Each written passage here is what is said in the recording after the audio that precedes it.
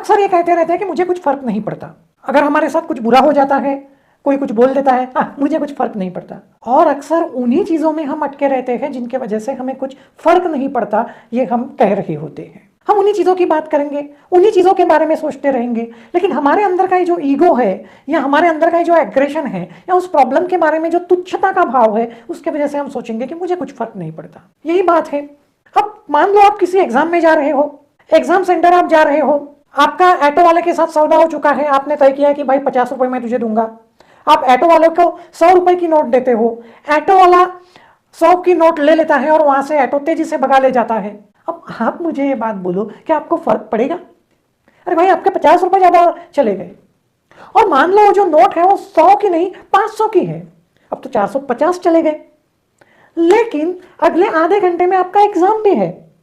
अब क्या होगा?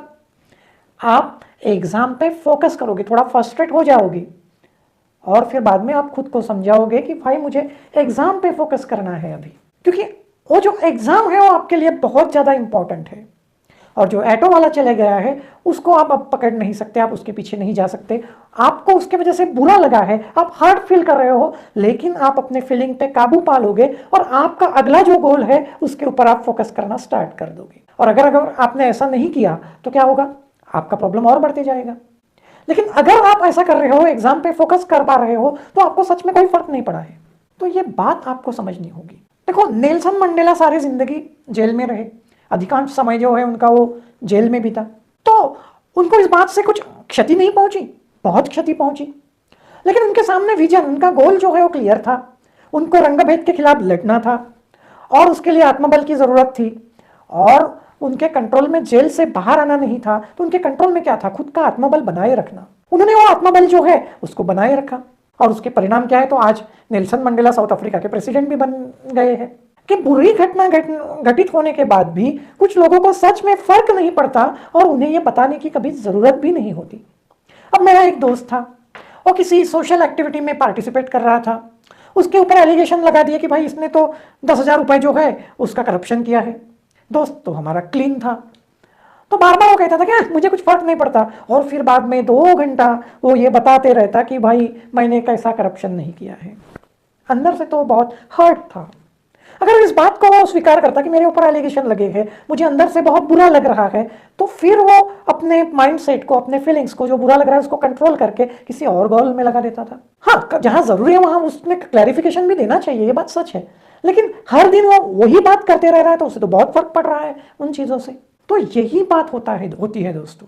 आपको किसी चीज का फर्क कितना पड़ेगा ये इस बात से तय होगा कि आपके सामने कोई विजन है या नहीं, आपके सामने कोई गोल है या नहीं। और इसलिए दोस्तों, जब भी आपको क्षति पहुंचे तो आपको यह सोचना है कि भाई मेरा बहुत लॉन्ग टर्म का विजन क्या है, मेरा उद्दिष्ट क्या है, मैं उसके पीछे कितना जा रहा हूं। और वहां से आपको प्रेरणा मिलेगी, वहां से आपको शक्ति मिलेगी कि आप जो बुरा घटाया है उसके बावजूद भी खुद को खड़े कर पाओ। तो ये बात आपको समझनी है। आप अपना जो फोकस है वो कहीं और शिफ्ट कीजिए।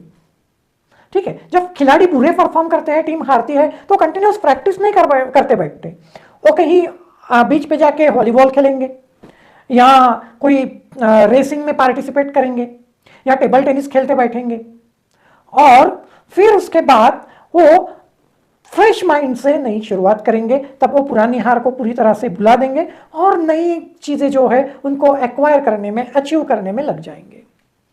तो ये जो बात है ये आपको समझनी चाहिए। दूसरी बात यह है दोस्तों कि खुद की जो सेल्फ आइडेंटिटी है खुद के साथ, वो भी बहुत मैटर करती है।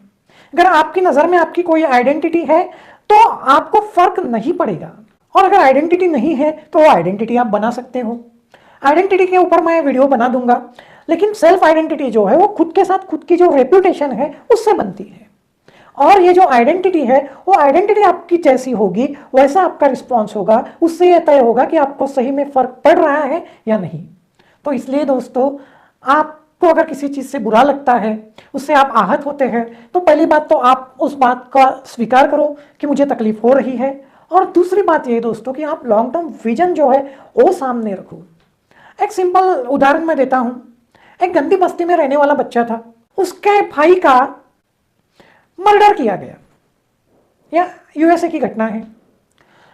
फिर उसने भी पिस्तौल निकाली, थोड़ा बड़ा हो गया, और जिन्होंने मर्डर किया उनके सामने चला गया। और जब वो उनके सामने चला गया तो वो मर्डरर्स पे अब फायर करने ही वाला था, तब उसने खुद को रोक लिया।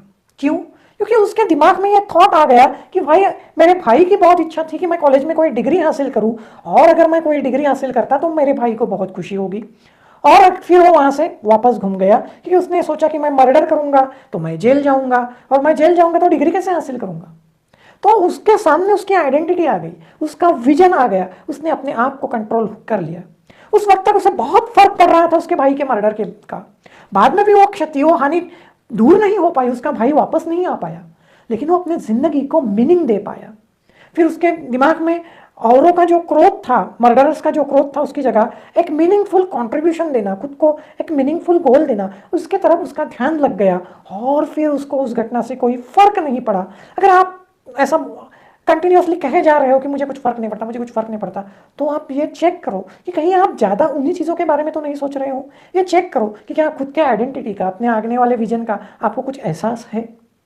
और फिर उस विजन के बारे में सोचते हुए खुद को नए सिरे से शुरू करो, खुद की ज़िंदगी नए शुरू से शुरू करो। यही कहते हुए मैं यहीं रुकता हूँ। आपको नई शुरुआत के लिए शुभकामनाएं देता हूँ। धन्यवाद।